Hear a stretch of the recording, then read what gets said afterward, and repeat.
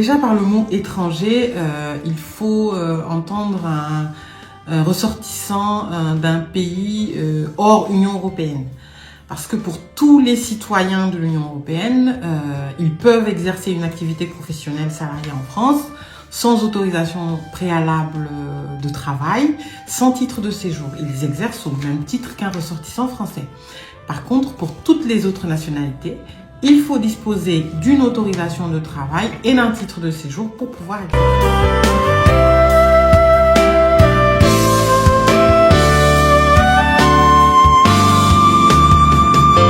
La première règle à respecter est celle qui est liée à la situation de l'emploi. La situation de l'emploi est un élément très important que va examiner l'administration. Il s'agit de l'examen du taux de chômage dans une zone géographique déterminée et pour un emploi déterminé. L'administration va examiner quel est en tout cas le rapport entre l'offre et la demande, s'il y a beaucoup de demandeurs d'emploi dans cette zone-là et dans ce métier-là.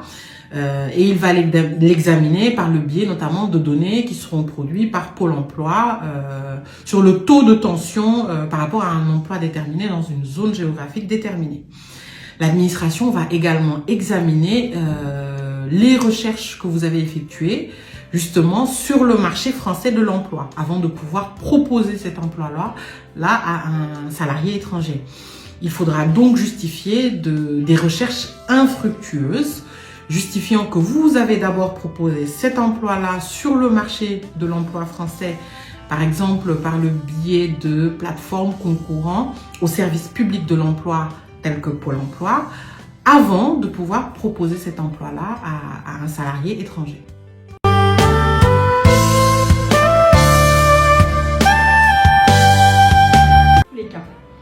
Alors non, il existe des exceptions à l'opposabilité de la situation de l'emploi.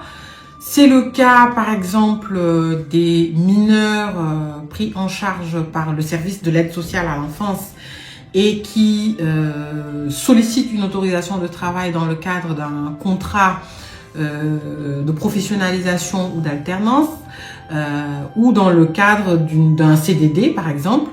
On n'a pas à justifier des recherches infructueuses, il n'y a pas d'opposabilité à la situation de l'emploi. C'est également le cas des étudiants titulaires d'un diplôme de master ou d'une licence professionnelle qui sont recrutés dans un emploi dans lequel ils sont rémunérés au moins 1,5 fois le SMIC et qui sont dans leur domaine de formation. Donc, s'ils sollicitent une autorisation de travail dans l'année suivant leur diplôme, il n'y a pas d'opposabilité à l'emploi. Les étudiants qui sont également titulaires d'une carte recherche d'emploi ou création d'entreprise peuvent donc être embauchés sans opposabilité de la situation de l'emploi. Il existe également une liste d'emplois contenue dans un arrêté du 18 janvier 2008. C'est une liste qui est faite par région, donc selon l'ancienne nomenclature des régions. Sur cette liste-là, toute personne qui est recrutée, bien entendu, qui justifie de ses qualifications et de ses compétences dans ce métier-là, il n'y a pas d'opposabilité à la situation de l'emploi dans ce cas-là. Donc ce sont les exceptions dans lesquelles vous pouvez recruter sans avoir à justifier des recherches infructueuses ou en tout cas la situation de l'emploi ne vous est pas opposable.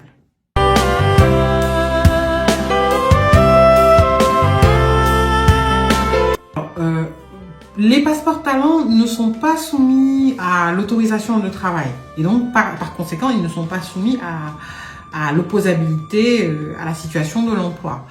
La demande de passeport talent n'est pas instruite par le service de main-d'œuvre étrangère de la DIRECCTE, elle est directement instruite par la préfecture.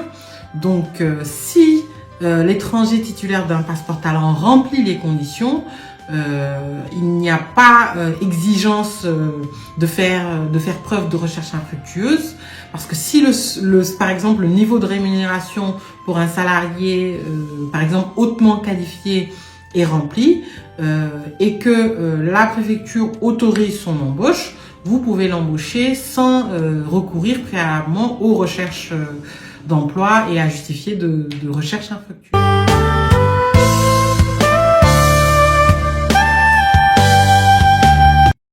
Alors, la seconde condition est le respect par l'employeur des règles du droit du travail et de la protection sociale.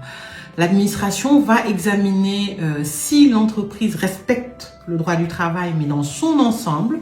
Par exemple, si au sein de l'entreprise, elle a toujours respecté, par exemple, les règles de demande d'autorisation de travail pour d'autres salariés et également pour le futur salarié, s'il avait déjà été embauché dans l'entreprise.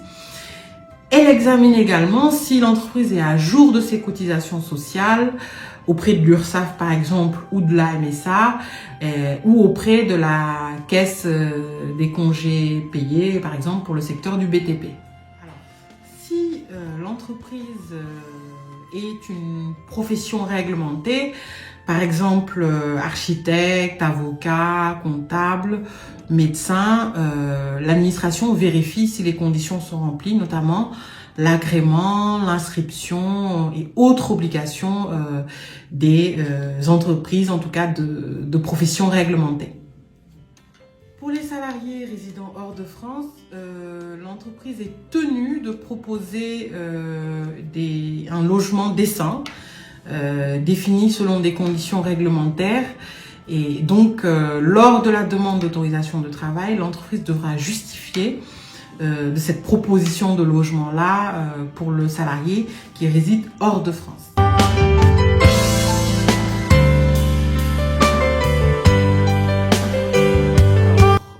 Déjà préalablement, vous n'avez absolument pas le droit d'embaucher un salarié étranger dépourvu d'un titre de séjour et d'une autorisation de travail.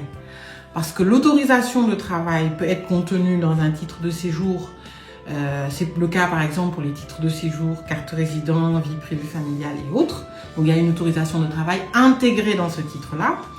Et l'autorisation de travail peut être également constituée d'un document distinct, un CERFA, visé et approuvé par l'administration.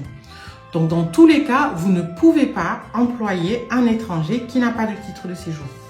Maintenant, un étranger qui souhaite obtenir un titre de séjour, en tout cas être régularisé selon le langage commun, doit déposer une demande d'admission exceptionnelle au séjour. C'est l'article L313-14 du Code d'entrée et de séjour et du droit d'asile des étrangers. Une circulaire du 28 novembre 2012, dite circulaire Valls, donne les instructions aux préfectures pour pouvoir examiner les demandes d'admission exceptionnelle au séjour. La première condition, en tout cas généralement, je ne vais pas rentrer dans le détail, mais pour la première condition, il faut avoir résidé en France au moins, en tout cas justifié d'une ancienneté de séjour d'au moins 5 ans, justifié d'une période de travail, une ancienneté de travail de 8 mois sur les 24 derniers mois ou de 30 mois sur les 5 dernières années. À titre d'exception, la circulaire indique aux préfets qu'ils peuvent admettre exceptionnellement au séjour des étrangers qui ont une ancienneté de séjour en France de 3 ans et qui justifient d'une ancienneté de travail de 24 ans.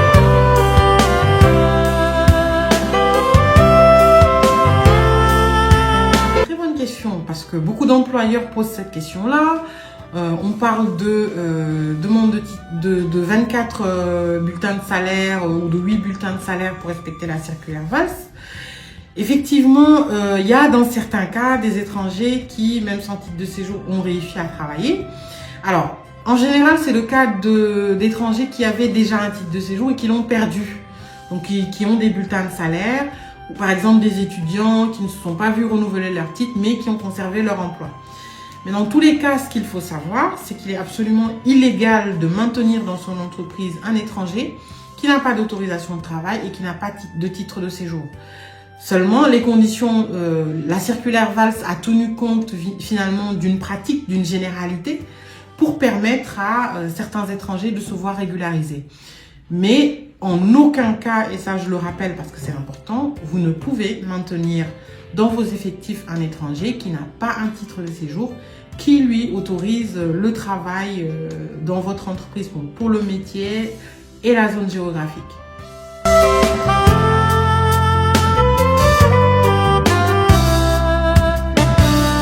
Vous risquez une peine d'emprisonnement de 5 ans et d'une amende de 15 000 € si vous embauchez un étranger dépourvu de titre.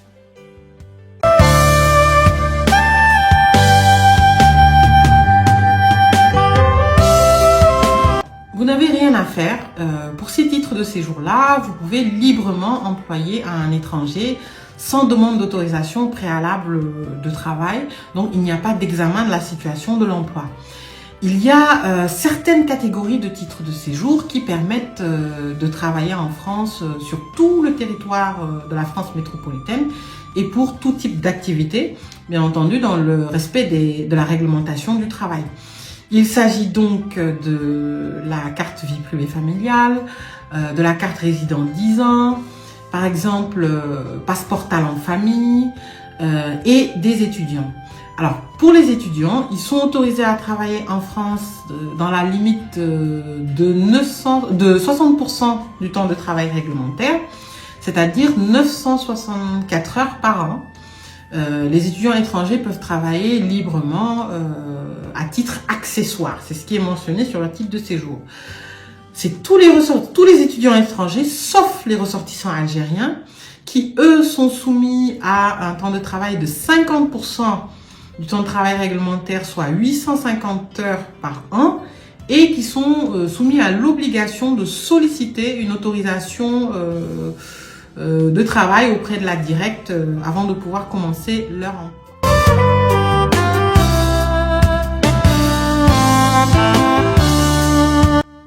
Alors, avant d'embaucher un salarié étranger, vous devez obligatoirement procéder à ce qu'on appelle une vérification de droit au séjour auprès de la préfecture.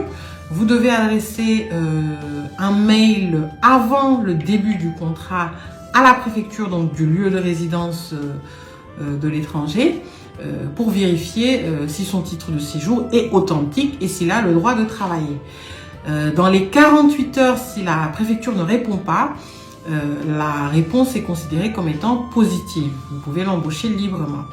Si vous avez le moindre doute sur le droit au travail de l'étranger, il ne faut pas hésiter à contacter alors la directe. Avant le 1er avril, c'était le service de main d'œuvre étrangère de la directe qu'il fallait contacter. Mais à partir du 1er avril, ce sera les plateformes interrégionales de main d'œuvre étrangère, ou en tout cas qui dépendent des préfectures, que vous pourrez contacter pour vérifier le droit au séjour et au travail de l'étranger.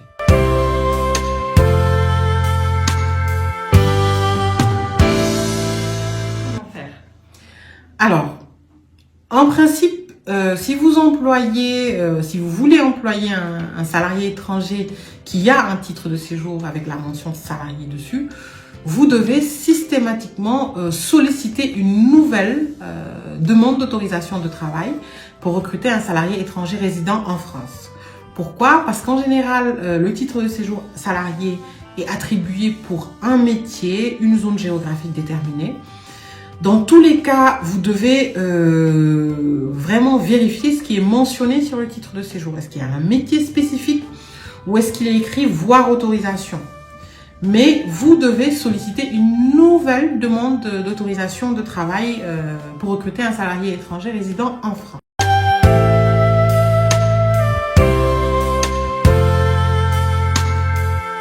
Alors, déjà, il y a plusieurs types de passeport talent. Donc, salarié qualifié, salarié hautement qualifié, créateur d'entreprise, investisseur.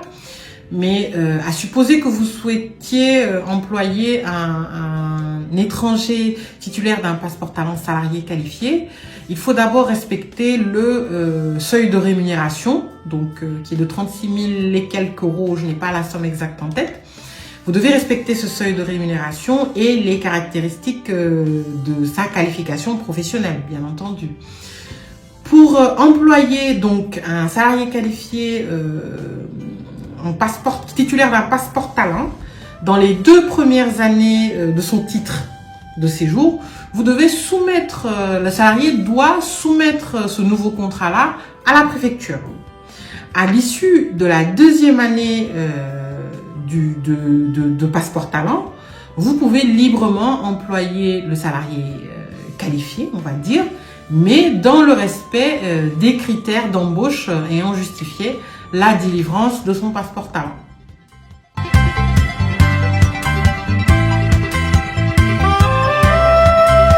L'autorisation de travail est le document qui permet à un étranger d'exercer une activité salariée en France.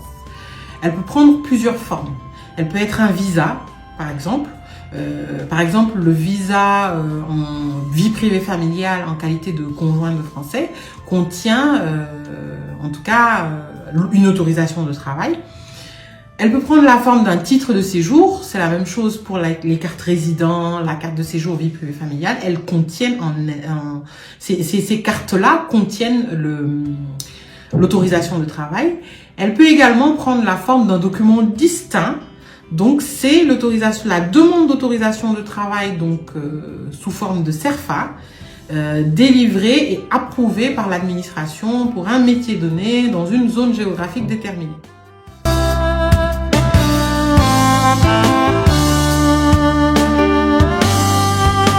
Alors, en principe, les demandes d'autorisation de travail étaient instruites avant le 1er avril 2021 par les services de main-d'œuvre étrangère de la Directe. La Directe est une administration qui dépend du ministère du Travail. Mais à partir du 1er avril 2021, suite à une réforme territoriale de l'État, l'administration compétente sera la plateforme interrégionale de main-d'œuvre étrangère, qui dépendra des préfectures. Il existe 6 plateformes interrégionales au sein de toute la France, qui regrouperont en tout cas les départements et qui seront compétentes pour traiter des demandes d'autorisation de travail pour les étrangers résidant en France ou hors.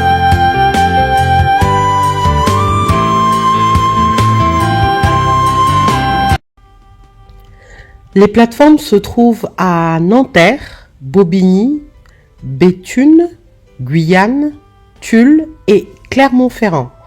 Il existe une 7e plateforme qui est réservée à l'instruction des demandes d'autorisation de travail pour les travailleurs saisonniers.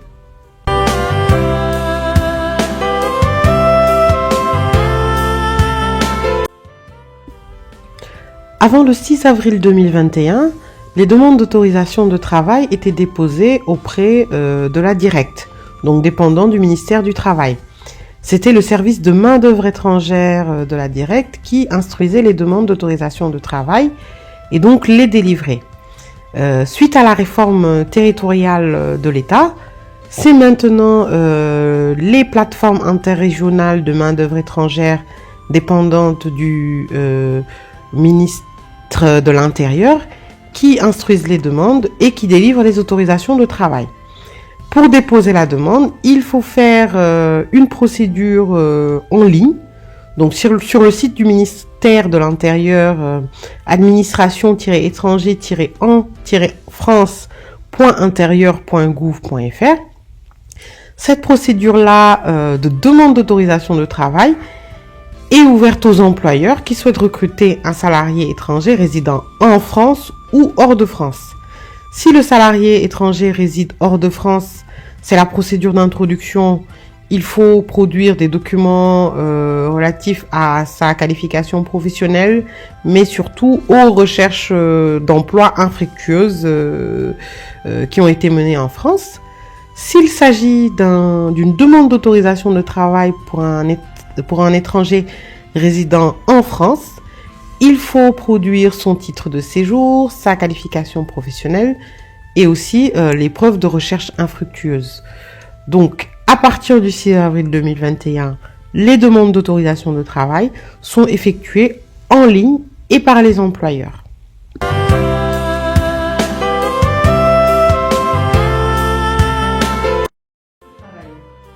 Alors, si vous avez un refus dans le cadre de votre demande d'autorisation de travail, vous disposez de plusieurs voies de recours.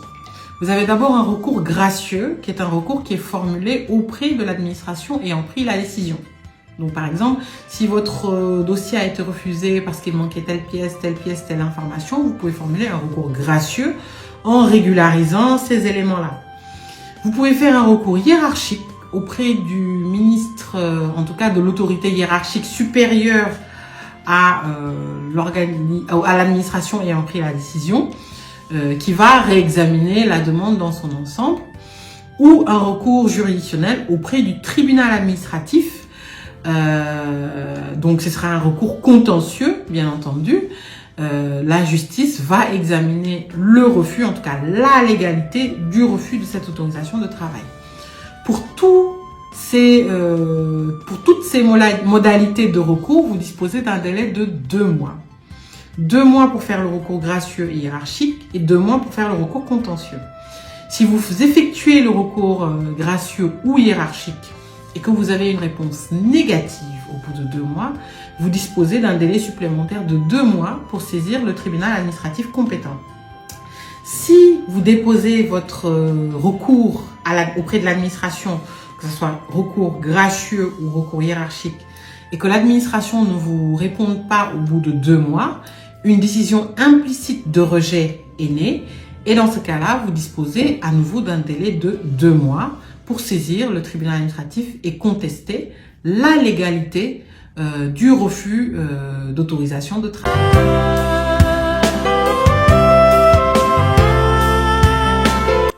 L'avocat va vérifier toutes les conditions de recevabilité de votre demande d'autorisation de travail, si les conditions liées à la situation de l'emploi sont respectées, si toute la réglementation du droit du travail est respectée, s'il y a une adéquation entre le profil, la qualification et la rémunération du salarié. L'avocat vérifiera également les conditions liées à la nationalité, s'il n'existe pas d'accord de gestion de flux migratoires avec une liste de métiers en tout cas qui est ouvert aux ressortissants étrangers. C'est par exemple le cas des Sénégalais ou des Tunisiens. Ils disposent d'une liste de métiers ouverts en tout cas aux ressortissants de ces pays-là et qui permettent un recrutement beaucoup plus favorable. Donc l'avocat sera en mesure de vérifier toutes ces conditions et de vous constituer un dossier pour avoir de meilleures chances de réussite et donc d'approbation de l'administration. Mon cabinet propose bien entendu aux employeurs de toute la France un accompagnement dans cette démarche-là. Nous réalisons également une formation d'une journée de 7 heures de temps sur le recrutement de salariés étrangers en France pour les professionnels en tout cas qui ont très souvent à recourir à cette procédure-là. Et nous avons édité un guide du recrutement de salariés étrangers destiné aux employeurs et à certaines administrations, un guide qui répertorie la réglementation, décrit et vraiment donne toutes les indications pour recruter un salarié étranger, solliciter une demande d'autorisation de travail et surtout connaître les titres de séjour qui permettent de recruter un étranger sans avoir à demander une autorisation de travail et les titres sur lesquels il y a une obligation de solliciter préalablement une autorisation de travail.